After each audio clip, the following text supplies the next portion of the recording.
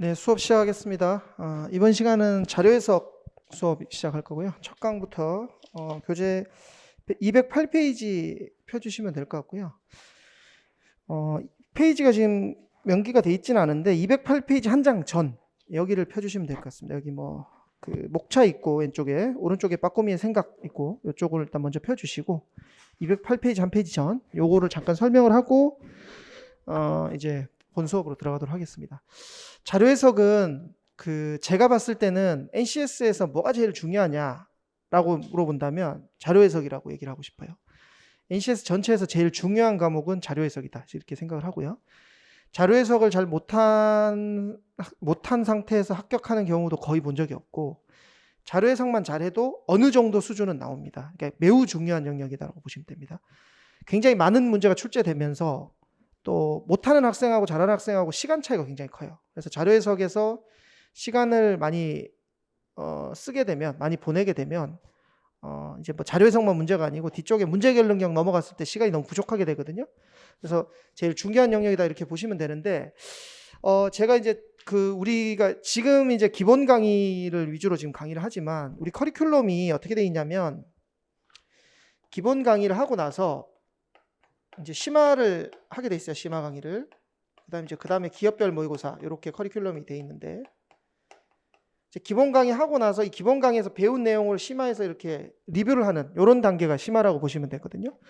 이 심화 단계는 주로 하는 게 뭐냐면 표가 이렇게 있어요.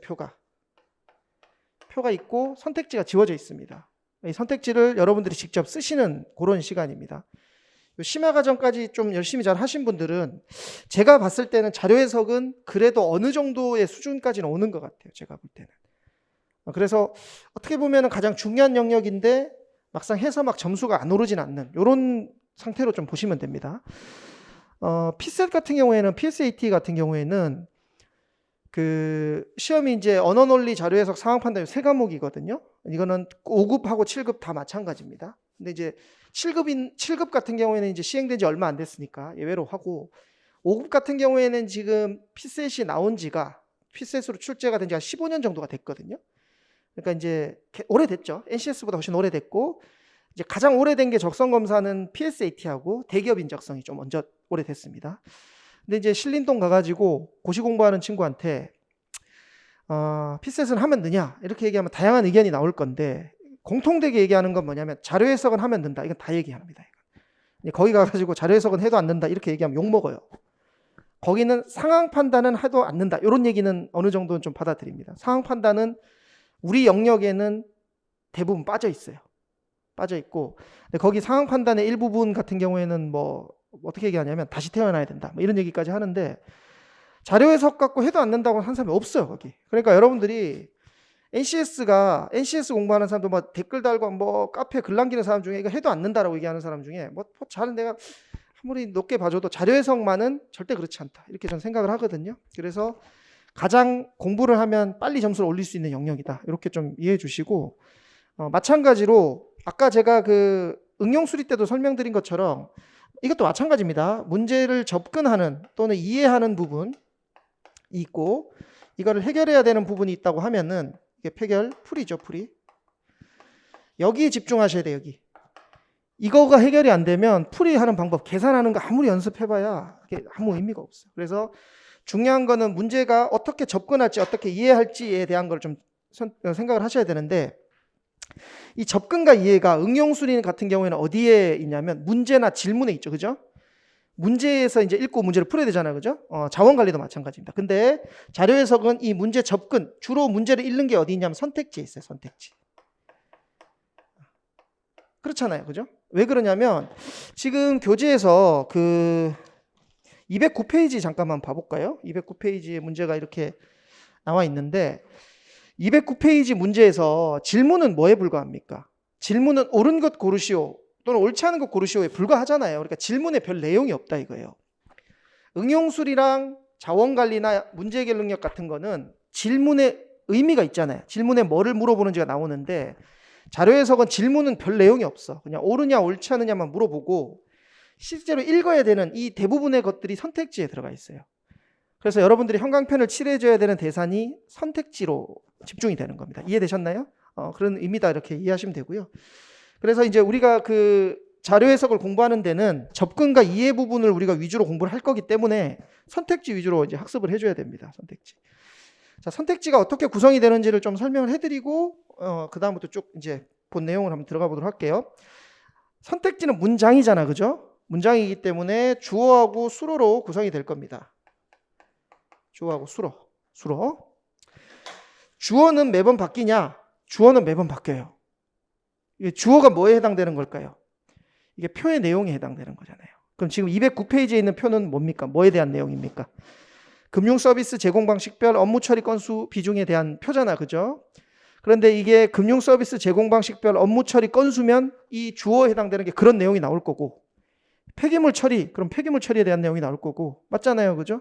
에너지 소비량, 그럼 에너지 소비량에 대한 내용이 나올 거고, 매번 바뀌어요. 매번 바뀌는 내용에다가 우리가 공부를 하면 다음에 써먹을 일이 없겠죠. 그렇죠. 그래서 표의 내용에 대한 걸로 공부를 해봐야 막상 여러분들이 별로 쓸 일이 없어. 그런데 대부분의 시간은 이거 읽느라고 보내고 있기 때문에 뭘 연습해야 됩니까? 이거를 공부를 하는 연습을 하는 게 아니고 주어를 최대한 안 읽고 문제를 풀 수 있게, 주어를 최대한 스킵을 할 수 있게, 내지는 간단하게 체크만 하고 넘어갈 수 있게 이렇게 좀 이해를 해주셔야 되고요. 반복되는 대부분의 단어는 수로에 집중되어 있습니다. 수로에. 그래서 응용술이랑 마찬가지로 단골 표현을 제가 형광펜을 쳐드릴 텐데 주로 수로 부분에 들어갈 겁니다. 이해되셨나요? 수로에 들어간 게 뭐가 있을까요? 문제 조금만 풀어보셔도 얘기할 수 있을 겁니다. 전년 대비 증가율이 높네 낮네, 비중이 크네 작으네, 맞죠? 합이 크네 작네, 차이가 크네 작네, 이런 것들이 다 수로 부분인데 요게 몇 개냐? 30개에서 50개밖에 안 돼요. 30개에서 50개. 그래서 수로 부분을 잘 마스터를 하시면 글을 읽는 속도가 빨라질 수밖에 없어요. 그러니까 글을 읽고 문제를 푼다라고 이해를 하지 마시고 그 부분을 보고 바로 인지가 될 수 있게 그렇게 좀 이해하시면 좋겠습니다. 계속 반복되니까 이렇게 좀 이해해 주시고, 자, 그러면 이제 본 내용으로 한번 들어가 보도록 하겠습니다. 자료 해석을 어떻게 공부를 해야 될지. 항상 그 생각을 하세요. 자료 해석은 주어하고 수로가 있는데 수로 부분에 있는 단어들 요거를 위주로 하는 거고, 아시겠죠? 그 다음에 또 다른 거는 지금 이제 쭉 하면서 제가 또 설명을 해드리겠습니다. 이렇게 나온다 이렇게 보시면 되고, 그러면 이제 여기서 먼저 뭘 봐야 되냐? 구조는 문제 또는 질문, 같은 말이죠. 그 다음에 표 또는 그래프가 나오고 선택지가 나옵니다. 이렇게 세 개로 딱 나뉘어져 있어요. 막 머리 가슴 배처럼 항상 이렇게 나와요. 이렇게 딱 세 개로 나뉘어져 나옵니다. 이게 자료 해석이 좋은 이유는 뭐냐면, 뭐 좋다고 얘기하면 동의를 못 하실 수 있겠지만 자원 관리랑 굳이 비교를 하자고요. 그럼 좋은 거죠. 자원 관리에 비해서 좋은 이유는 딱 하나입니다. 자료 해석은 정해진 양식이 있고 그 양식대로 문제가 나와요. 그러니까는 크게 낯선 느낌을 받을 이유가 없어. 근데 자원 관리는 문제 자체가 새롭게 느껴질 겁니다. 그렇기 때문에 그 차이거든요. 자료 해석은 딱 이 형식에 딱 그대로 딱 나옵니다. 첫째는 문제가 나옵니다. 문제는 옳은 것 고르시오냐 옳지 않은 것 고르시오만 이거냐만 여러분들이 체크를 하시면 됩니다. 왜 그러냐면, 자, 209페이지 다시 한번 볼게요. 보통 문장은 질문은 두 가지 문장으로 보통 구성이 되어 있습니다. 보통 두 번째 문장에서 옳으냐 옳지 않느냐를 물어보니 나오거든요. 그러면 이것만 체크하면 됩니다. 그죠? 그럼 첫 번째 문장은 뭐냐? 첫 번째 문장은 표의 제목을 다시 한번 더 읽어주는 수준에 불과해요. 대부분 그렇습니다. 자, 그러니까 지금 볼게요. 질문이 뭐라고 돼 있죠? 1번이 다음 표는 2007에서 2011년 A국의 금융서비스 제공 방식별 업무 처리 건수 비중 현황이다. 이렇게 얘기를 했잖아요.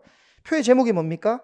금융서비스 제공 방식별 업무 처리 건수 비중 현황이고 연도가 2007년부터 2011년이잖아. 그죠? 그러니까 질문이 이 밑에 있는 표를 한 번 정도 읽는 수준에 불과하기 때문에 우리가 질문을 읽을 이유가 없어요. 아시겠죠? 그래서 자료 해석은 질문은 읽지 않는 게 원칙입니다. 읽지 않고 옳은 건지 옳지 않은 건지만 체크를 하는 거예요. 그래서 일단 질문 읽는 시간을 좀 줄여주셔야 됩니다. 첫째. 자, 근데 이 질문의 70%는 일반형이라 그래가지고 보기 또는 1번, 5번 중에 옳은 거나 옳지 않은 걸 물어보는 형태가 한 70%예요. 그런데 나머지 30%가 이런 보고서형, 매칭형 뭐 이런 것들이 나오는데 그 208페이지 앞에 한 페이지 앞으로 넘기시면 목차가 있어요. 왼쪽에 보면 챕터 1부터 챕터 8까지 쭉 돼 있죠. 거기서 챕터 7이 뭡니까? 특수형 문제라고 돼 있잖아요. 그죠? 이게 여기입니다. 요거는 7챕터에서 7번째 챕터에서 특수형 문제를 따로 알려드립니다. 이해되셨죠? 그때 하시면 됩니다. 그럼 얘들은 언제 나오냐? 표가 하나가 나왔어. NCS에서는 표 하나가 나왔는데 문제가 두 개가 나오면 1번 문제는 일반형이라 그래서 옳은 거 고르시오 나오고, 2번 문제 계산 문제 나온다 그랬잖아요. 계산 문제 내지는 이런 특수형들이 주로 나온다, 이렇게 보시면 되겠습니다. 아시겠죠? 그리고 특수형 중에 나와 있는 수리 계산형하고 상황 판단형, 요게 NCS에서는 뭐라고 얘기하냐? 이거를 자원관리라고 얘기하는 거예요. 또는 뭐라고 얘기하죠? 이거를 문제 해결 능력 중에 일부로 이렇게 이해하시면 되겠습니다. 오케이? 그러니까 자료 해석에서는 주로 이게 더 비중이 큰 겁니다. 이게 아시겠죠? 요거 자체가 따로 나온 겁니다. 그래서 여러분들이 우리 커리큘럼 보면 민경채 풀게 돼 있거든요. 민경채는 뭐냐면 민간 경력 채용의 줄임말입니다. 우리 사이트, 저희 사이트에 들어가면 그거 다 다운로드 받을 수 있게 돼 있어요. 민간 경력 채용을 우리가 이제 커리큘럼상 문제를 풀게 돼 있거든요. 그럼 민간 경력 채용은 자료 해석이잖아요, 이름이. 맞잖아요. 그 PSAT 같은 경우에는 언어 논리, 그다음에 자료 해석, PSAT입니다. 이거는 PSAT 기준으로 해서. 그다음에 상황 판단, 요 세 개가 있잖아요. 과목명이 요 세 개입니다. 근데 이게 NCS랑 조금 달라요. 어이구, 어떻게 봐야 되냐면 언어 논리는 언어 플러스 논리입니다. PSAT은 언어 플러스 논리. 그럼 여기서 언어에 해당되는 게 우리로 치면 뭐냐? 요게 의사소통이에요. 논리는 어디에 해당될까? 요게 명제 참거 지시거든요. 이게 우리로 치면 어디로 올까? 이게 우리는 문제 해결 능력으로 와요. 문제 해결. 문제 해결 능력에 명제랑 참거 지시 있거든요. 그래서 언어 논리라고 해서 국어만 있는 게 아니에요. 국어랑 그러니까 의사소통이랑 문제 해결 능력 합쳐 놓은 거예요. 그다음에 PSAT의 자료 해석은 우리로 치면 자료 해석하고요. 뭐가 합쳐진 거냐면 자원 관리가 합쳐진 거다라고 보시면 되겠습니다. 아시겠죠? 그래서 민경채 자료 해석 풀면요. 자원 관리까지 공부가 되는 거예요. 그렇죠? 그러면 이제 민경채가 25문제거든요. 25문제. 근데 보통은 어려운 문제가 뒤에 있어요. 20번 때 이유가 어렵거든요. 20번 때 이유가 주로 뭘로 구성되어 있을까요? 20번 때 이유가 주로 자원 관리예요. 그 얘기는 뭐겠어요? 자원 관리 원래 어렵다는 거예요. 그러니까 피셋에서도 같은 과목 중에서도 어려운 것만 뽑아내갖고 뭘로 만들어놨어요? 자원 관리로 만들어 놓은 거예요. 우리가. 그러니까 제가 응용수리 시간에 그 얘기 했죠. 첫 시간에. 자원 관리는 원래 어려운 거니까 시간을 줄여도 한계가 있다는 얘기가 이 얘기입니다. 아시겠죠? 아니 우리가 아무리 마음 급해도 100m 뛰는데 5초에 뛸 수 있나요? 뛸 수 없다고. 우리가 필요로 하는 시간이 있다고. 그게 그죠? 맞죠? 그러니까 그런 걸 좀 생각해 주시면 자원 관리는 원래 어려운 겁니다. 이렇게 보시면 됩니다. 상황 판단은 우리 민경채 커리큘럼에 풀게 돼 있는데 상황 판단은 빠져 있을 거예요. 이유는 상황 판단의 절반 이상이 우리 시험하고 상관이 없어요. 그러니까 여러분들 쓸데없는데 에너지를 너무 쏟게 돼 있어요. 어렵거든. 심지어 또 어렵거든. 그래서 상황 판단은 뺀 겁니다. 왜냐하면 그 상황 판단 중에 필요한 문제만 골라서 여러분들한테 얘기를 해줘야 되는데 그게 지금 불가능하니까. 그렇다고 이거 25문제 중에 여러분들 고를 수 있어요? 못 고르잖아. 그래서 이 두 개만 풀어도 충분하다. 이렇게 좀 이해하시면 되겠습니다. 이런 느낌입니다. 그래서 이제 그렇게 이해하시면 되겠습니다. 그래서 질문의 특수형은 그때 생각을 하시고 대본의 공부는 일반형에 집중하시면 됩니다. 아시겠죠? 얘들은 문제 푸는 이 문제 형태에 따라서 푸는 요령만 배우면 돼요. 이거를 풀 때도 푸디 방법은 어디를 참고해야 되냐? 지금부터 배우는 일반형을 풀이하는 방법을 참고하셔야 됩니다. 나중에 뭐 분수 비교든 덧셈 비교든 이때 보시면 되겠습니다. 자, 한번 넘어가 보도록 하겠습니다. 그 다음에 표는 뭐냐면 표가 있고 그래프가 있는데 표에는 표의 종류 및 형태가 있을 거 아니에요. 그죠? 표가 다 똑같은 게 아니잖아. 표가 특징이 있는 것도 있을 거고 또 각주가 있을 수도 있고 뭐 특이한 것들이 있겠죠. 이런 것들을 여러분들이 학습을 하셔야 돼요. 그러니까 표를 보고 항상 생소한 마음으로 보면 안 돼요. 이 표는 그러니까 어느 단계까지 가야 되냐면 이 표에서 나올 수 있는 문제는 이것. 요게 미리 공부가 되는 사람은 선택지를 볼 때 어떻게 이해도가 다르겠죠. 훨씬 더 빠르겠죠. 요까지가 돼줘야 됩니다. 그러니까 순서가 반대예요. 선택지를 읽고 나서 그렇지 이게 요 말이지 그래서 표에서 찾는 수준을 가지고는 빨리 풀 수가 없어. 표를 보는 순간 구체적이진 않지만 좀 러프하게라도 이러이러이런 게 나오겠네 라고 되는 수준이 돼야 되는 거예요. 제가 예를 하나 들어드릴게요. 여러분들 토익 시험 쳐보셨죠? 토익이 리스닝 할 때 남자 여자 둘이 대화 나누다가 물어보는 게 파트 3인가요? 저도 오래돼가지고 파트 3 맞나? 그 파트 3 풀 때 어떻게 풀어요? 공항이야. 그러면 어떻게 돼요? 이거 분명히 비행기 사고 났잖아요. 비행기 사고 나서 연착을 하잖아. 연착을 했는데 그러면 이제 물어볼 게 딱 내용이 정해져 있잖아요. 그 글을 문제를 읽어보면, 그럼 일단은 공항이고, 첫 번째 질문의 답은 첫째 공항이고, 그 다음에 연착을 할 거고, 그 다음에 세 번째는 뭐 연착을 해서, 그 다음에 연착을 했던 거에 대한 보상으로 뭐를 줄 거냐, 이런 거 아니면은 연착을 했는데 다음에 출발한 시간은 언제냐, 뭐 이런 거를 물어볼 거 아니에요. 그러면 여러분들이 파트 3 푸실 때 문제를 듣고 리스닝을 듣고 문제를 보는 게 아니잖아요. 미리 문제를 보라고 배우죠, 학원에서. 그죠? 문제를 보면서 뭘 생각해요? 여러분 상상을 하잖아. 어떻게 흘러갈 건지 상상을 하고 나서 듣는 거랑 안 읽고 듣는 거랑 완전 차이 나잖아요. 그죠? 이거 똑같은 거예요. 자료 해석이라는 표를 봤을 때 이 표에서 나올 수 있는 건 뭐가 있다라는 걸 아는 상태에서 글을 읽는 거랑 모르는 상태에서 읽는 거는 이해도에서 완전 차이가 날 수밖에 없어요. 이거를 제가 얘기 드리는 겁니다. 그러니까 이 공부를 지금부터 주로 할 겁니다. 이해되셨나요?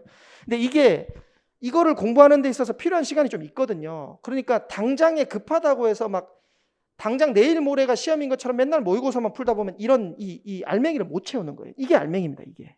이거랑 연결된 게 뭐겠어요? 단골 표현이겠죠. 아까 선택지에 있는 단골 표현. 한 30개에서 50개 되는 거.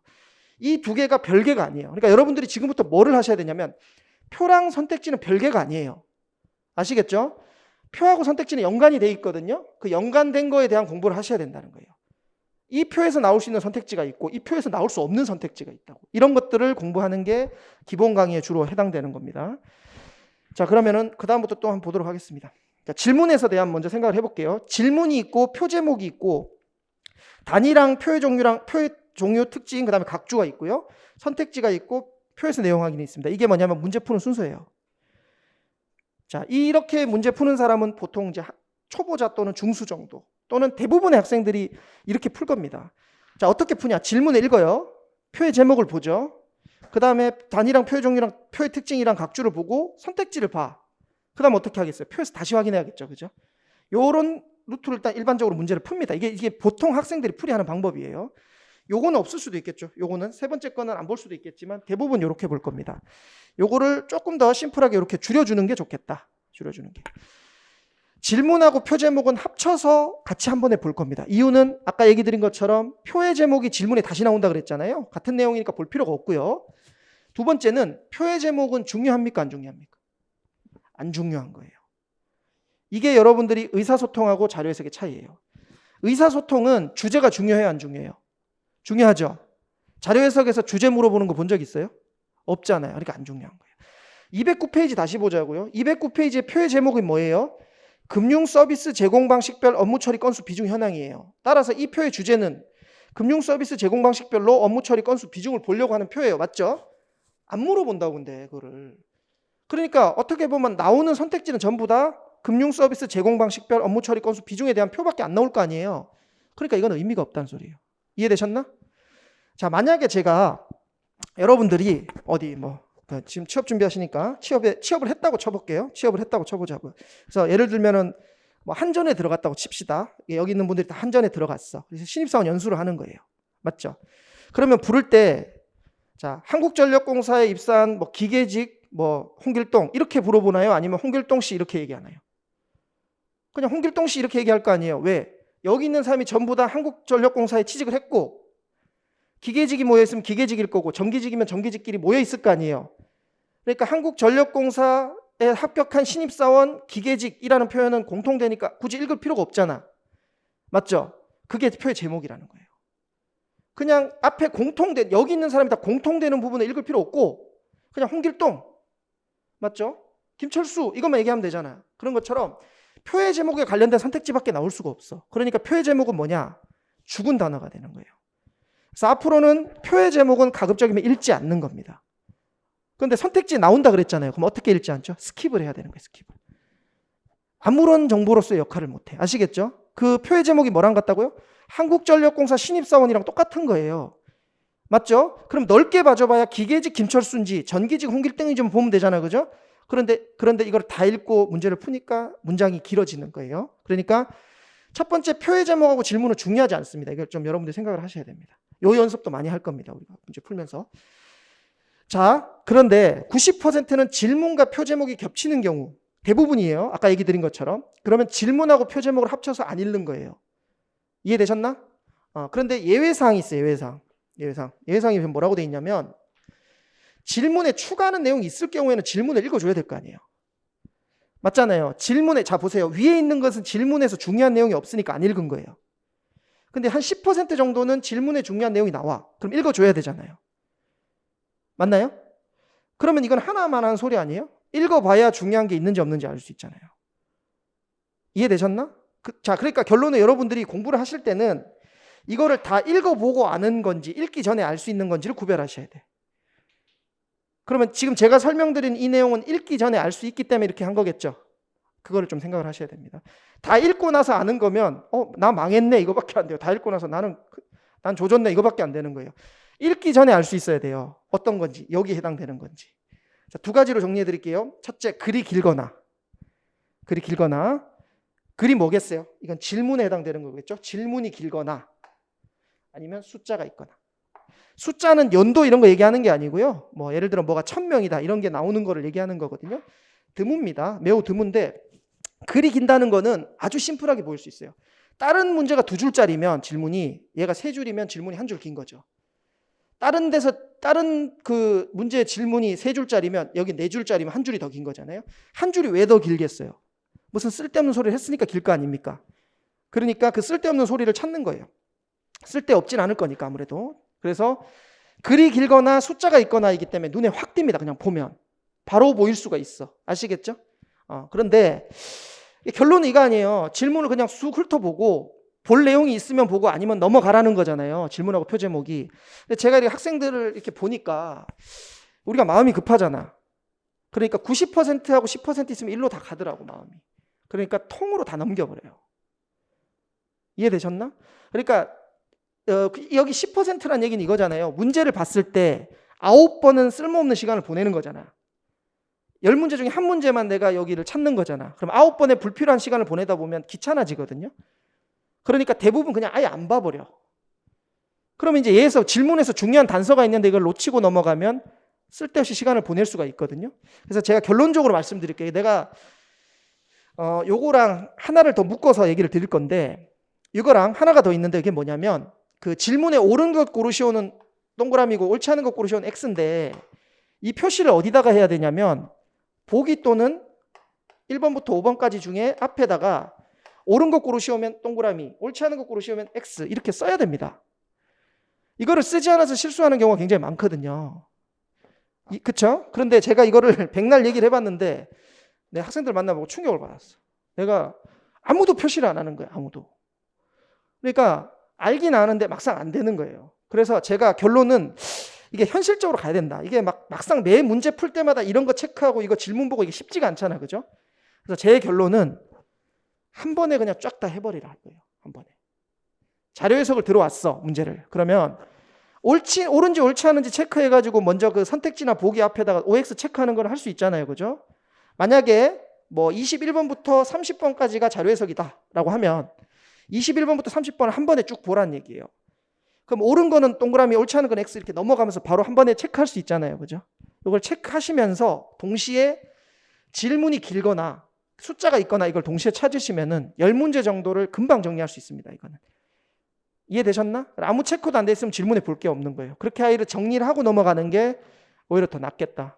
제가 이렇게 백날 얘기를 하지만 나중에 그 모의고사 같은 거 푸는 거 제가 볼 일이 있으면 보면 전부 다 그냥 풀고 있을 거예요. 근데 저는 별 수 있나요? 근데 제 생각에는 이게 제일 좋은 것 같아요. 근데 어찌됐든 중요한 거는 뭐냐면 질문에 추가 내용이 있는 경우가 있어요. 글이 길거나 숫자가 있거나 요 경우를 제외하면 그냥 질문 자체는 볼 필요 없다고 보시면 돼요.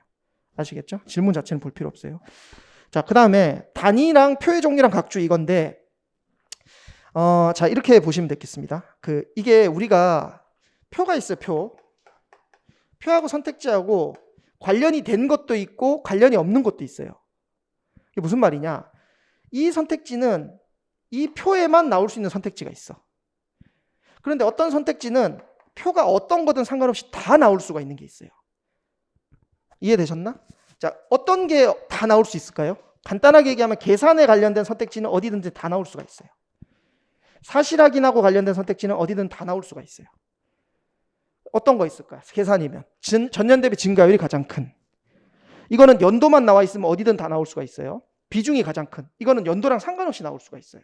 합이 가장 큰, 차가 가장 큰, 어디든 다 나올 수가 있어요. 사실 확인, 매년 증가한다, 매년 감소한다, 이런 것들 어디든 다 나올 수가 있어. 이거는 주로 뭐예요? 다 수로 부분이에요. 수로 부분. 자, 이런 것들은 출제자 입장에서 볼 때는 그냥 일반적인 선택지에 불과한 거예요. 이해되셨나? 그러니까 머리를 쓴다든지, 그러니까 이 적성 검사라고 하는 게 취지가 뭐냐면, 제가 뭐 이렇게 표현하면 여러분들 좀 듣기 그럴 수도 있는데, 적성 검사는 쉽게 말하면 머리 좋은 사람 뽑겠다는 시험입니다. 아니라고 얘기할 수 있는 사람 있나요, 여기서? 적성 검사 이거 여러분들 외치고 있어요.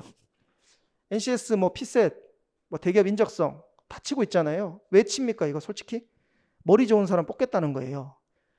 맞죠? 머리 좋은 사람 뽑겠다는 거예요. 뭐 조금 더 잔인하게 얘기하면은 수능 성적으로 뽑고 싶을 수도 있어. 근데 그런 걸로 뽑으면 안 되니까, 블라인드 채용이니까. 그럼에도 불구하고 만약에 그냥 암기 과목으로 그냥 딱 뽑고 싶으면 전공으로 뽑으면 되는 거예요. 맞죠? 근데 이걸로 뽑겠다는 거야. 왜? 머리 좋은 사람을 뽑고 싶은 거야. 그럼 머리 좋은 사람이 회사에 오면 좋으냐? 나쁘겠어요? 좋겠죠? 인사혁신처에서 그 공무원 채용하는 인사혁신처 처장이 뭐라고 얘기했냐면, 5급 행정고시를 뽑고 났더니 직무 연관성이 가장 큰 게 피셋이라고 그랬어요. 전공이 아니고. 이해되셨나? 대기업 인적성, 대기업 사람 채용할 때 전공 보나요? 적성검사 보잖아요. 맞죠? 이유가 뭐예요? 머리 좋은 애들 뽑아놓으니까 일 잘하더라 이 말이거든. 그러니까 이 적성검사의 취지 자체는 머리를 잘 쓰는 사람을 뽑겠다는 게 취지입니다. 이거를 인정하고 공부를 해야지 점수가 올라가요. 이해되셨나? 그러니까 여러분들은 항상 머리 쓸 준비가 돼 있어야 돼. 그러려면 선택지는 어떤 거를 출제자가 좋아할까요? 머리 쓰는 선택지를 좋아하겠죠. 이거를 항상 생각을 해야 돼. 그럼 어떤 선택지가 머리를 쓰는 거냐? 얘들은 아니라는 거예요. 1차원적인 거. 그럼 어떤 선택지를 좋아하느냐? 표하고 선택지하고 서로 관련이 있는 거. 이런 것들이 어렵고 출제자도 선호하고 머리가 좋은 사람과 안 좋은 사람을 구별할 수 있는 선택지가 되는 거예요. 이거를 지금 제가 알려드리는 거예요. 출제자가 좋아한다는 건 뭘까요? 출제자가 좋아한다는 건? 답이 될 확률이 높다는 소리예요. 답이 될 확률이. 1번부터 5번까지 선택지가 답이 될 확률이 똑같은 게 아니고, 어떤 선택지는 답이 될 확률이 높고 어떤 선택지는 답이 될 확률이 낮을 수밖에 없습니다. 근데 단순하게 보면 어떤 선택지가 답이 될 확률이 높냐? 머리 쓰는 선택지. 그게 어딨냐면 여기 있습니다.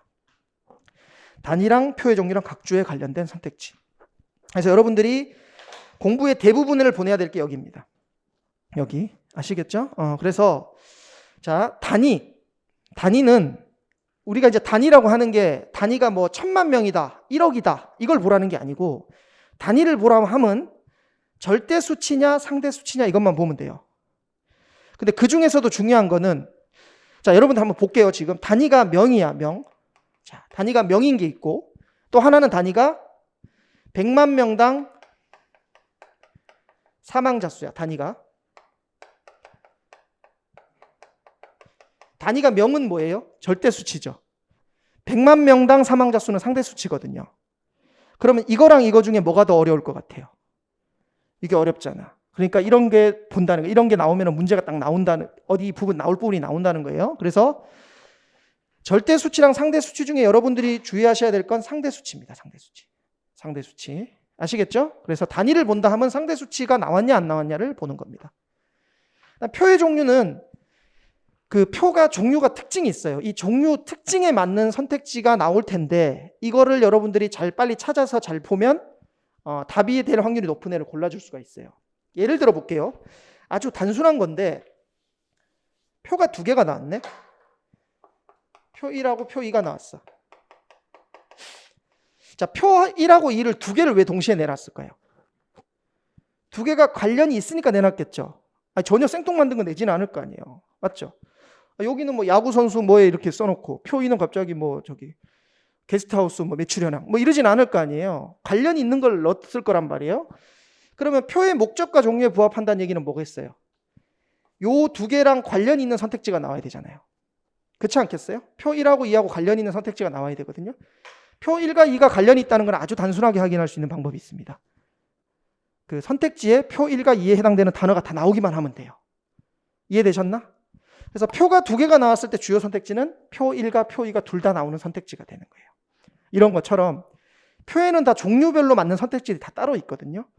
요거를 우리 교재에서 보면 208페이지 앞에 한 장 넘겨주시면 목차가 있죠. 챕터별로 쭉 정리되어 있는데 208페이지 앞에 방금 얘기 드린 표의 종류랑 특징을 5번째, 6번째 챕터에서 배우게 되는 겁니다. 특징이 있는 표와 그래프. 아시겠죠? 여기서 배우게 되는 겁니다. 요걸 때 배운다라고 생각하시면 되겠습니다. 그 다음에 단위와 해당되는 상대 수치에 해당되는 걸 어디서 배우냐면 첫 번째 챕터 알 수 없는 또는 있는 것이라고 된 거 있죠. 요게 지금 아마 배우게 될 단위에 해당되는 걸 여기서 다루고 있는 거예요. 그 다음에 세 번째 각주. 각주는 뭐 앞에 있는 거는 좀 뭐 그냥 뭐 크게 중요한 건 아니니까 넘어가더라도 이 계산식이라고 하는 걸 꼭 좀 생각을 하셔야 돼요. 계산식. 자, A는 B분의 C다라고 해볼게요. 이게 자료 해석에서 가장 많이 나오는 문제 패턴입니다. A에 해당되는 거는 뭐냐면 이게 상대 수치거든요. A가 나왔어. 그 다음에 C도 나왔어. 그럼 뭘 물어볼까요? B 물어볼까요? 자, 여기서 제가 한번 물어볼게요. B를 물어볼 수도 있고 안 물어볼 수도 있나요? 아니면 무조건 물어보나요? B 무조건 나옵니다. 이해되셨나? A하고 C가 나오고 B 안 물어본다 이런 경우 거의 없어요. 얘는 무조건 물어보는 겁니다. 그러면 이 B에 해당되는 거는 식을 변형해서 만들어야 되잖아요. 그죠? 이런 것들이 주요 선택지에 해당된다는 거예요. 그래서 자 보면 단위랑 표의 종류랑 각주 요 세 개가 머리를 쓰는 선택지고 이게 제가 이거를 뭐라고 표현할 거냐면 주요 선택지다라고 표현할 겁니다. 주요 선택지. 아시겠죠? 주요 선택지. 주요 선택지라 하면 중요하다라는 의미로 좀 봐주시면 좋겠습니다. 출제자가 선호하는 선택지는 단위랑 표의 종류랑 각주 요 세 가지를 좀 생각을 해주시면 되겠습니다. 이렇게 좀 해주시고 그 다음에 이제 요거를 확인하고 나서 바로 선택지에서 확인하고 표에서 확인하는 식으로 문제를 풀 겁니다. 이해되셨나? 그래서 질문하고 표 제목은 거의 대부분 스킵이고 요 부분 빼고는 다음에 봐야 될 건 단위랑 표의 종류랑 각주를 봐줘야 된다. 요거를 좀 생각하시면 좋겠습니다. 자, 그래서 선택지의 종류는 크게 보면 세 가지가 있습니다. 머리를 쓰는 선택지, 손을 쓰는 선택지, 눈을 쓰는 선택지. 제가 일반적으로 문제를 풀어보면 머리를 쓰는 선택지가 한 30% 정도 나와요. 그러면 오지선다라 그러면 하나에서 2개 정도 나오겠죠? 하나에서 2개. 제일 많이 나오는 게 계산입니다. 손을 쓰는 선택지. 자, 손을 쓰는 계산이 필요한 선택지는 뭐가 있냐면 분수 비교, 덧셈 비교, 곱셈 비교. 요거. 그 다음에 눈을 쓰는 선택지. 사실확인은 그냥 눈만 쓰면 되잖아요. 그죠? 저걸 사실확인이라고 얘기하는데 뭐가 있냐면 뭐뭐는 매년 증가한다. 가장 높다. 순위가 일치한다. 와, 이런 표현들이 다 사실확인하고 관련된 표현들입니다. 아시겠죠? 이게 제일 중요합니다. 여러분들이 간혹 착각하시는 게 뭐냐면 계산이 나오는 선택지가 어렵다 또는 출제자가 좋아할 것이다 라고 착각을 하시는데 전혀 그렇지 않습니다. 그냥 1차원적으로 나오는 계산은 단순 계산일 뿐이고 출제자가 좋아하는 건 이 머리를 쓰는 선택지를 좋아하는 거예요. 물론 머리를 써서 계산을 하게 되겠죠. 근데 그 기회 단순한 계산이냐 아니면 머리를 써서 하는 계산이냐 이 차이는 굉장히 큽니다. 그래서 저는 머리를 쓰는 선택지를 주요 선택지라고 얘기하고 이걸 별표로 할 겁니다. 이해되셨죠? 무슨 말인지? 자, 그러면 정리를 하면요. 머리를 쓰는 선택지는 그 표하고 관련이 있어요. 다. 단위도 표에 있고 표의 종류도 있고 각주도 있으니까. 즉 표하고 관련이 있기 때문에 표를 보면 뭐를 예상할 수 있어요? 표를 보면 단위랑 표의 종류랑 각주를 보면 나올 수 있는 주요 선택지를 예상할 수가 있는 거예요. 이해되셨나? 자, 단위랑 표의 종류랑 각주를 보면 여기를 예상할 수 있는 게 아니고 여기를 예상할 수가 있어요. 얘들은 어떨까? 얘들은 표의 종류에 상관없이 항상 어디든 나올 수 있는 애들이 얘들입니다. 이해되셨죠? 그러니까 얘들은 항상 나오는 거예요. 그러니까 얘들은 뭐를 위주로 배워야 되냐면 수로 부분의 단골 표현을 위주로 배우는 거고 여기는 그 표를 딱 보는 순간에 이 표에서 나올 수 있는 게 뭐뭐뭐다. 요게 지금 정리가 돼야 되는 겁니다. 아시겠죠? 요게까지가 돼야지 우리가 공부를 한다라고 생각할 수 있겠습니다. 그 다음에 이제 실제로 문제를 풀 때는 크게 보면 두 부류입니다. 보기 중 옳은 것 고르시오. 그 다음에 1번에서 5번까지 중에 옳은 것 고르시오. 이렇게 돼 있죠. 자, 그럴 때 자, 여기는 뭐부터 푸는 거냐? 이거는 답이 될 확률이 높을 애부터 풀어야 돼요. 답이 될 확률이. 답이 될 확률이 높다는 얘기는 어떤 걸까요? 출제자가 좋아하는 선택지, 즉 주요 선택지, 머리를 먼저 쓰는 선택지를 먼저 풀고 맞죠? 그 다음에 계산하는 손을 쓰는 선택지를 풀고 그 다음에 눈을 쓰는 선택지를 푸는 겁니다. 그럼 답이 될 확률은 여기가 제일 높은 거예요. 아시겠죠? 그러니까 여러분들 보면 문제 풀 때 이런 경험이 있을 수 있어요. 어려운 걸 제끼고 쉬운 것부터 푸는 거예요. 이런 경우에. 그러다 보면 꼭 4개 풀고 하나 남죠. 걔가 답이죠. 그게 그렇게 되는 거예요. 어려우니까 피하는 거잖아. 피하지만 걔가 답이 될 확률이 제일 높다니까. 그러니까 언제까지 외면하겠어요. 그렇게 해갖고는 되지가 않는 거예요. 아무리 그래도 선택지를 4개 푸는 거랑 하나 푸는 건 다르거든요. 그러니까 답이 될 확률이 높은 거를 정리를 해줘야 되는 거예요. 이렇게 풀어야 되고요. 얘는 반대입니다.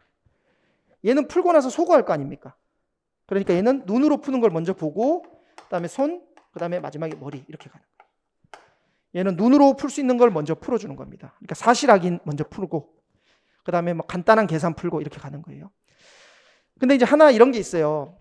이게 우리 여기 학생들 같은 경우에 시험을 많이 쳐봤잖아요. 그러니까 시험 친 요령이 다 있다고. 출제자도 있단 말이에요. 근데 문제는. 그러니까 여러분들 만약에 기억부터 풀었어. 기억 풀고 이거 날릴 거 아니에요.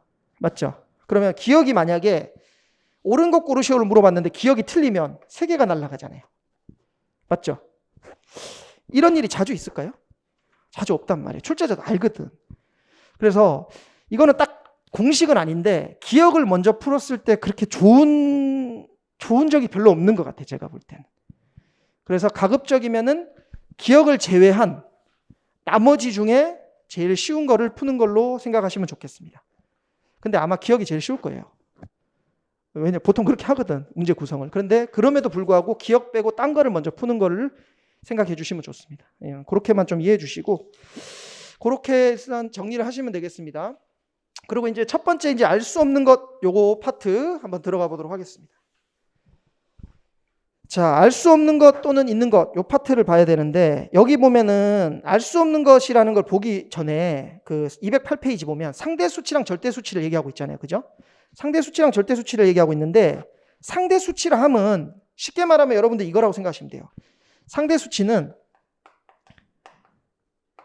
뭐라고 메모하시냐면 분수로 나타낼 수 있는 것, 있는 수 이렇게 합시다. 있는 수. 분수로 나타낼 수 있는 경우에 이거를 다 상대 수치라고 얘기합니다. 이해되셨나? 분수로 나타낼 수 있는 거를 상대 수치라고 얘기합니다. 어렵게 생각할 거 없어요. 자, 그러면 한번 저기 예시를 한번 볼게요. 형광펜 들어주시고 첫 번째 개념 부분에 퍼센트랑 A당 B 지수 요 3개를 형광펜 좀 칠해 주시고요. 자, 요거 3개를 칠해 주시고 퍼센트라고 하는 걸 한번 볼게요. 퍼센트라고 하는 게 대표적인 상대 수치입니다. 아마 여러분들이 보는 상대 수치는 뭐 절반 이상이 저길 겁니다. 퍼센트라고 하는 게 퍼센트잖아요. 그죠? 퍼센트. 자, 퍼가 뭐냐면 당. 센트가 100개.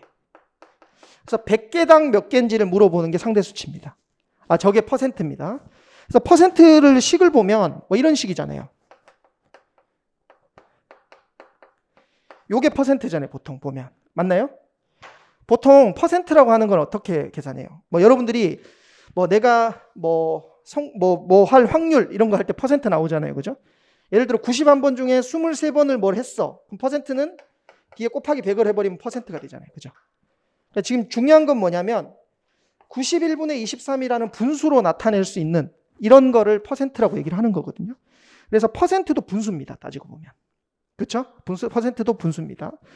그 다음에 A당 B, A 대비 B. A당 또는 A 대비 B라고 얘기하는 것도 마찬가지로 A당분의 A 대비를 얘기하는 거니까 앞으로는 이런 문장을 보면 이런 단어를 보면 바로 이렇게 분수 표시를 해주시면 좋겠습니다. 이것 역시 A분의 B를 얘기하는 겁니다. 이해되셨나요? 그래서 A당 B 또는 세 번째 지수. 지수는 조금 이따 보도록 하겠습니다. 조금 이따. 이렇게 이제 푸는 겁니다. 푸는 건데 이런 것과 관련된 문제가 밑에 예시 문항에 나와 있거든요. 지금 제가 시간을 드릴 테니까 예시 문항 6개를 지금 한번 풀어보도록 하겠습니다. 자, 보도록 할게요. 제가 좀 간단히 설명을 좀 드릴 테니까 지금 이 문제를 보실 때 이 A는 B분의 C라고 나타낼 수 있을 때 이 A에 해당되는 걸 뭐라고 얘기 드렸냐면 이게 상대 수치라고 얘기를 드린 거예요. 이게 비중이라고 얘기할 수도 있고 지수라고 얘기할 수도 있고 다 됩니다. 자, 근데 이 상태에서 주로 나오는 선택지가 뭐냐? 첫 번째, A만 주어진 경우입니다. 지금 상대 수치라는 건. 지금 이 단위를 보면 그 밑에 예시 문항의 표 1을 보면 단위가 뭐냐면 퍼센트가 돼 있잖아요. 그죠? 맞나요? 단위가 퍼센트죠. 그러니까 첫 번째 파트는 단위에서 우리가 퍼센트를 찾는 거잖아. 상대 수치를 찾았잖아요. 그 얘기는 A만 주어진 거예요. A만. 이해되셨나? A만 주어지니까 B하고 C에 해당되는 숫자는 우리가 알 수가 있어요? 없어요? 알 수가 없다 이거예요. 이해되셨죠? 근데 이건 너무 쉽잖아. 그러니까 이건 잘 안 나와. 그럼 뭐가 나오냐? 자, B가 같으면 B가 같으면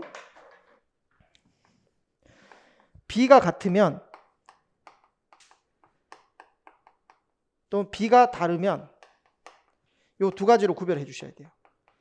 B가 같으면 B가 똑같다면 C는 비교가 가능합니까? 불가능합니까? A는 나와 있고 표에 B가 같다 그러면 C는 비교 가능하겠죠. 그래서 B가 같으면 비교 가능합니다. B가 같으면 C는 비교 가능합니다. 아주 쉽게 비교 가능하거든요. 사실 확인이거든. 그래서 출제자가 그렇게 좋아하지가 않아. 출제자가 좋아하는 건 이거예요. B가 다르면 C는 비교가 불가능합니다. 이게 주요 선택지입니다. B가 다를 때 C는 비교가 불가능하다. 이게 중요한 거예요. 이해되셨나? 자, 그러면 그 밑에 표 1을 이걸 똑같이 대입을 해볼게요. 지금 표 1에 해당되는 게 소비량 비중이죠. 최종 에너지 소비량 비중이잖아요. 그죠? 자, 그러면은 여기 제목이 뭐예요? 소비량 비중이에요. A는. 여기 C가 뭘까요? 전체 최종 에너지 소비량이 되겠죠. 맞죠? 전체. 자, 유형별이니까 여기 무슨 유형의 최종 에너지 소비량이 분자에 붙을 겁니다. 그죠? 이것도 똑같이 한번 나타나 볼게요. 여기서도 마찬가지로 분모, 즉 최종 에너지 소비량이 같으면 비교 가능한 거예요. 근데 분모, 즉 전체 최종 에너지 소비량이 분모가 다르면 이때 비교가 불가능하다는 게 나오는 거거든. 그러면 여기서 분모 최종 에너지 소비량이 언제 같고 언제 다르냐? 연도가 2008, 2009, 2010년 있잖아요. 그죠? 같은 연도끼리는 분모가 같나요? 최종 에너지 소비량이 같을 거 아니에요. 그죠? 그래서 이 분모가 같다라는 얘기가 무슨 의미냐면 같은 연도를 얘기하는 거예요. 같은 연도. 그래서 같은 연도끼리는 비교 가능. 분모가 다르다는 얘기는 다른 연도를 얘기하는 거죠. 다른 연도. 다른 연도끼리는 비교 불가. 이렇게 되는 거예요. 오케이? 이해되셨나? 자, 그래서 여기서 출제자들이 좋아하는 거는 이 부분을 좋아한다는 거예요. 분모가 다를 때 비교가 불가능하다. 이렇게 되는 겁니다. 아시겠죠? 분모가 다를 때 비교가 불가능하다. 그러면 이거를 정리를 한번 해보도록 하겠습니다. 자, 보세요. 자, 여기 나오나요? 자, 정리를 한번 해볼게요. 자, 여러분들 이거를 지금 잘 기억을 하셔야 돼. 단위가 절대수치예요. 절대수치. 단위가 절대수치가 나왔을 때 선택지가 절대수치가 나와요. 단위를 그냥 명이라고 해볼게. 그냥 이렇게 한번 설명해 볼게요. 제가 단위가 여기 표의 단위는 뭐예요? 표의 제목은 소비량 비중이죠. 근데 표의 제목이 소비량이었다고 해볼게요. 소비량이면 절대수치잖아. 그죠? 그럴 때는 소비량이라고 나온 애는 뭐겠어요? 요건 사실확인이에요. 소비량 비중이라고 나오면 얘는 뭘까요? 얘는 분수 비교가 되는 거예요. 이해되셨나요? 분수 비교. 이렇게 되는 거예요.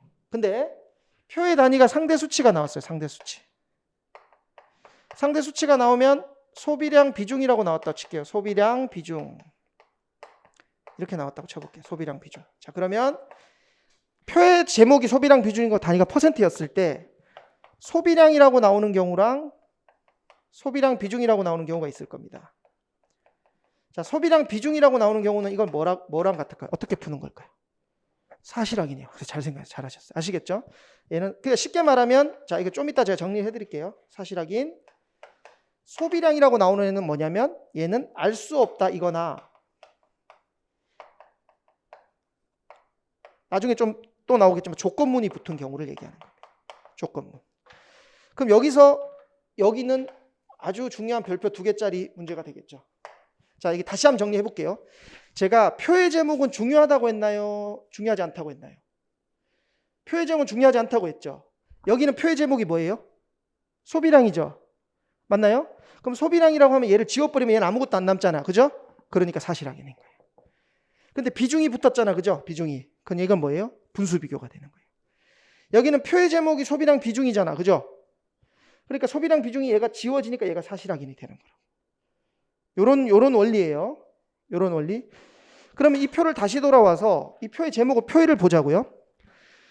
유형별 최종 에너지 소비량 비중이라고 했어. 그러면 제일 먼저 여러분들이 하셔야 될 거는 소비량 비중을 얘기하고 있는지 소비량을 얘기하고 있는지를 먼저 보셔야 돼. 그래서 지금 그게 밑줄 그어져 있죠. 파란색으로. 자, 소비량과 소비량 비중을 체크했어. 그러면 미음의 소비량 비중은 뭐겠어요? 사실 확인. 이렇게 되는 거예요. 그 나머지 소비량이라고 표시된 게 기역, 니은, 디귿, 리을 4개 나오죠. 비읍까지 5개가 나오는데 여기가 어떻게 구별해야 될지를 여러분들이 정리를 해주는 겁니다. 자, 그러면 한번 해볼게요.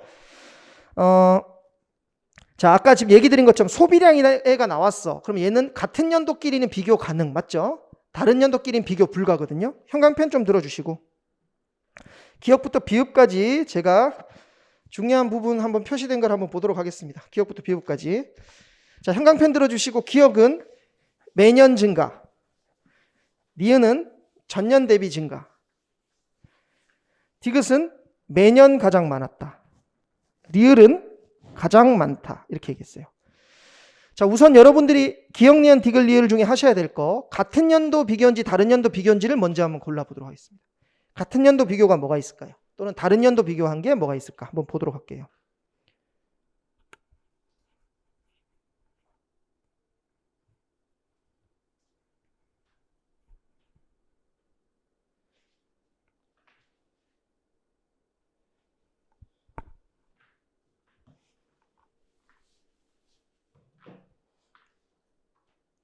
자, 보세요. 표의 제목, 자, 아까 제가 처음부터 문제 푸는 순서 그대로 얘기해 드릴게요. 여러분들 문제 어떻게 푸냐? 첫째, 단위를 봤죠? 단위가 퍼센트죠? 이건 상대 수치가 나온 거야. 상대 수치가 나왔으면 상대 수치에 걸맞는 선택지들이 나올 거 아니에요. 그게 뭐라는 거예요? 알 수 없다랑 조건이에요. 조건은 조금 이따 설명드릴게요. 그러면 처음에 뭘 해야 되냐? 소비량 비중이 표의 제목이니까 소비량 비중으로 그대로 표시된 애를 찾는 거예요. 그게 어디 있죠? 여기 소비량 비중이 있잖아요. 미음. 얘는 사실 확인이에요. 만약에 보기 중에 옳은 거 고르시면 그냥 얘 먼저 푸는 거예요, 그냥. 근데 소비량 비중인데 다 소비량이야. 그러면 이제 그다음 뭘 해야 되냐? 비교 가능한 같은 연도끼리는 비교 가능하고 다른 연도끼리는 비교 불가능한 거거든요. 그러면 다른 연도인지 같은 연도인지 구별해야 될 거 아니에요. 이런 걸 읽고 있으면 안 된다고. 자, 매년 증가, 다른 연도 비교 맞나요? 전년 대비 증가, 다른 연도 비교 맞나요? 그죠? 그래서 기억하고 니은은 알 수 없답니다. 다른 연도끼리 비교한 거기 때문에. 별표 하나. 별표 하나. 주요 선택지입니다. 별표 하나. 단위가 나왔을 때 가장 많이 나오는 선택지는 알 수 없다. 별표 하나.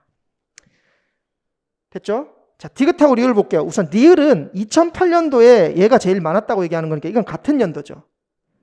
그렇죠? 자, 얘는 같은 연도끼리니까 비교 가능하고 사실 확인입니다. 이런 경우 대부분 사실 확인이에요. 자, 디귿이 중요한데요. 디귿이 같은 연도일까요? 다른 연도일까요? 이게 여러분들이 표현만, 저 연도만 보고 이게 연도 다양하게 나왔으니까 다른 연도끼리 비교하는 거 아니야라고 얘기할 수 있겠지만 이 표현을 여러분 기억해야 돼요. 매년 가장 많았다. 이건 뭐예요? 매년 증가했다랑 매년 가장 많았다는 완전 다른 얘기거든. 매년 가장 많았다. 같은 연도끼리 비교할 때 걔가 항상 가장 많았다는 얘기거든요. 그러니까 매년 가장 많았다는 얘기는 뭐예요? 같은 연도끼리 비교하는 겁니다. 아주 실수하기 좋죠. 그래서 실수주의라고 써주시기 바랍니다. 출제자들이 좋아하는 주요 선택지는 아니지만 여러분들이 실수를 굉장히 하기 좋은 낚시 같은 그런 선택지라고 보시면 좋겠습니다. 매년 가장 많았다는 건 같은 연도끼리 비교하는 겁니다. 그러니까 여러분들이 공부를 한다고 하는 거는 이런 표현들을 하나씩 하나씩 익혀나가야 되는 거예요. 그래서 이거 시험장에서 가면 굉장히 헷갈리거든. 그죠? 시험장에 가서 헷갈릴 게 아니고 시험장 가기 전에 정리를 해둬야 되는 거예요. 이런 거. 아시겠죠? 매년 증가한다는 다른 연도까지 비교고 매년 가장 많았다는 같은 연도끼리 여러 번 비교하는 겁니다. 됐죠? 자, 이제 별표 2개짜리 들어가겠습니다. 별표 2개짜리 선택지, 항상 가장 중요한 선택지, 가장 많이 나오는 것 중에 하나가 조건입니다. 증가했다면, 여기 형광펜 칠해주시고, 증가했다면. 조건문이 붙을 경우에는 무조건 별표 2개입니다. 어렵거든요, 일단. 뭐뭐 했다면이라고 조건이 붙는데, 자, A는 뭐냐면 소비량 비중이었어요, 아까. A는 B분의 C에서 B가 전체 최종 에너지 소비량이라고 얘기를 했었어요. 그죠? 이렇게 얘기를 했는데 조건이 어떻게 붙냐? 자, 여러분들 이거는 구조를 이해를 하셔야 돼요. A는 B분의 C에서 A만 나와 있는 거예요. A만. 조건이 어디다 붙냐? B나 C 중에 하나 조건이 붙으면 나머지 하나를 물어보는 구조가 되는 거예요. 이해되셨나요? A는 B분의 C에서 A는 표에 있고 B를 조건문으로 물어보면 B를 조건 넣어줘. B가 뭐뭐라면이라고 넣어줘. 그럼 뭐 물어보죠? C 물어보는 거예요. C의 조건을 걸면 C가 뭐뭐라면이라고 조건 걸면 뭐 물어보는 거예요? B를 물어보는 거예요. 이해되셨나? 근데 주로 많이 걸리는 조건이 B에 걸립니다. 주로. 이해되셨죠? B에다가 주로 조건이 걸립니다. 그럼 B가 넘어가서 두 개 곱해주면 되겠죠. B에 주로 이런 조건이 걸립니다. 자, 됐죠? B에 주로 걸립니다. 지금 한번 문장을 읽어볼게요. 비읍. 최종 에너지 소비량이 이건 뭐예요? 분모입니다. 최종 에너지 소비량. 아까 여기 분모가 뭐였어요? 전체 최종 에너지 소비량이었죠. 그래서 자, 최종 에너지 소비량이 10% 증가한다면 요거는 B가 10% 커진다면 이 얘기랑 같은 거예요. 여기 조건이 들어갔어. 그럼 뭘 물어봐야 돼? C를 물어봐야겠죠. C는 뭐예요? 유형별이잖아. 뭐 도시가스든 뭐 무연탄 이런 게 들어가야 되잖아. 그죠? 그래서 뒤에 뭘 물어보죠? 도시가스 소비량도 요거 밑줄 그어서 이거는 C라고 쓰셔야 돼요. C라고. 도시가스 소비량. B가 10% 증가하면 C도 전년보다 증가했다. 요게 문제의 핵심입니다. 오케이? 문제의 표현 자체는 뭐냐? B가 10% 증가하면 C도 증가했다. 요게 핵심이에요. 이해되셨나요? 그래서 비읍은 그러면 지금 여러분들이 직접 식을 한번 세워보세요. 지금 시간 드릴 테니까 한번 세워보도록 하겠습니다. 자, 보도록 하겠습니다. 여러분들. 자, 여기서 A는 B분의 C에서 얘를 물어보고 있잖아요. 그죠? 그럼 얘가 넘어가잖아요. 그죠? 근데 B가 원래 X였다고 하면 그 다음 해는 2008년이 X였다면 X 곱하기 무슨 퍼센트가 되는 거고 도시가스니까 몇 퍼센트겠어요? 10.8%겠죠. 맞죠? X 곱하기 10.8%가 되는 거고 얘가 지금 10% 증가했다 그러면 X가 아니고 1.1X가 될 거 아닙니까? 그죠? 거기다 곱하기 뭐가 됩니까? 10.7X가 되는 거거든요. 10.7%가 되는 거거든요. 그러면 이게 이 문제에서 X라는 애는 약분이 될 수밖에 없어요. 이렇게. 약분이 될 수밖에. 이해되셨나? 왜냐하면 이게 10% 증가한 거니까 어차피 X가 되든 Y가 되든 뭐를 대명사로 하든 약분될 수밖에 없어요. 그래서 이 문장 자체를 여러분들 기억을 해주셔야 돼요. 그래서 조건에 10%가 붙었다 그러면 식을 세울 때 10.7에다가 바로 1.1을 곱해가지고 10.8하고 바로 비교할 수 있게 이렇게 여러분들이 좀 정리를 해주셨으면 좋겠어요. 이걸 여러분들이 매번 시험 칠 때마다 유도할 수는 없잖아. 맞죠? 그러니까 공부를 미리 해두면 시험 잠깐 바로 적용을 할 수 있게 되는 거거든요. 조건문이 걸렸을 때 조건문 여기다 걸린다니까? B가 어떻게 됐다 그러면 넘어가는 거니까 여기다가 바뀐 해에다가만 그렇게 곱해주면 되는 거예요. 그러니까 옆에 밑에다가 메모를 한번 해보자고. 밑에 뭐라고 얘기하냐면 최종 에너지 소비량이 전년 대비 10% 증가했다 그랬잖아요. 그죠? 그러면 여기 밑에다가 10% 대신에 50%라면 50% 또는 2배로 증가했다면 이렇게 한번 써보자고요. 지금 문제가 10% 증가했다면이라는 표현은 지금 방금 1.1을 곱했잖아요. 그죠? 10% 대신에 숫자가 50%였다면 뭐를 곱해주면 될까요? 1.5를 곱해주면 되는 거예요. 2배로 증가했다는 얘기는 뭐를 곱해주면 될까요? 곱하기 2를 해주면 되는 거예요. 이해되셨죠? 그러니까 이렇게 여러분들이 이 문장 숫자에 들어가는 게 바뀔 때도 어떻게 적용되는지만 정리를 하시면 문제 시험장에서 뭐만 바뀌어요? 저 10%만 바뀌는 거예요. 구조는 똑같고 아시겠죠? 그래서 상대 수치 문제에서 아주 흔하게 나오는 게 알 수 없다고 조건. 이렇게 되는 겁니다. 알 수 없다고 조건. 이해되셨나? 근데 제가 표현할 때 여러분들이 좀 헷갈리셨을 수가 있을 텐데 10% 증가했다 그러면 곱하기 1.1이잖아. 그죠? 그 다음에 50% 증가했다 그러면 곱하기 1.5잖아. 근데 2배로 증가했다 그러면 곱하기 3 아니야? 이럴 수 있겠지만 표현 자체가 2배로 증가했다는 거예요. 이거는 10%가 증가했다는 거고 2배로 되었다. 이런 의미로 제가 얘기를 한 거니까 그렇게 이해하시면 되겠습니다. 그런 의미로 좀 생각하시면 되고요. 잠깐 10분 쉬고 수업을 진행할 건데 수업 시작하기 전에 209페이지 1번 문제는 푼 채로 그렇게 수업하도록 하겠습니다. 네, 수고하셨습니다.